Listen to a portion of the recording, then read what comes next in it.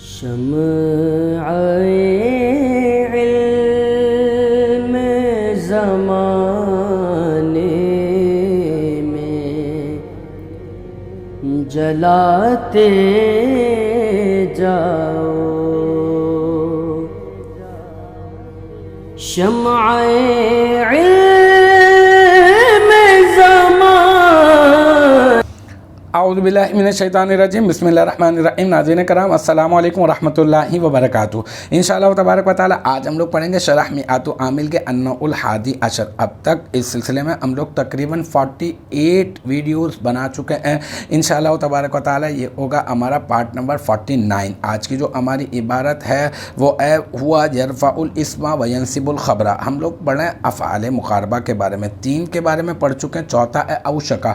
اب اوشکا کا عمل یہاں پہ بتایا جا رہا ہے۔ اس طرح کی عبارت ہم لوگ پہلے 3 مرتبہ حل کر چکے ہیں اسی نوع کے اندر، اور اس سے پہلے تو پتہ نہیں کتنی مرتبہ کر چکے ہیں، تو آپ کی سمجھ میں آ گئی ہوگی، لیکن چونکہ ترتیب چل رہی ہے تو ایک مرتبہ پھر بتا دیتا ہوں کہ ہوا یہاں پر ضمیر مرفوع منفصل واحد مذکر غائب راجع وسوء اوشکا، ٹھیک ہے، مبتدا، اور پھر یرفع، یہ کیا ہے، یہ صیغہ واحد مذکر غائب فعل مضارع مثبت معروف، اس میں ہوا ضمیر مرفوع متصل مستتر راجع وسوء مبتدا، اس کا فاعل، پھر الاسم یہ بن جائے گا مفعول، پھر فعل یرفع فعل اپنے فاعل اور مفعول سے مل کر جملہ فعلیہ خبریہ ہو کر یہ بن جائے گا معطوف علیہ، پھر واو حرف عطف، ینصب فعل صیغہ واحد مذکر غائب فعل مضارع مثبت معروف، اس میں ہوا ضمیر مرفوع متصل مستتر راجع وسوء مبتدا، اس کا فاعل، پھر الخبر مفعول، پھر فعل اپنے فاعل اور مفعول سے مل کر جملہ فعلیہ خبریہ ہو کر یہ کیا بن جائے گا، یہ بن جائے گا معطوف، پھر معطوف اپنے معطوف علیہ سے مل کر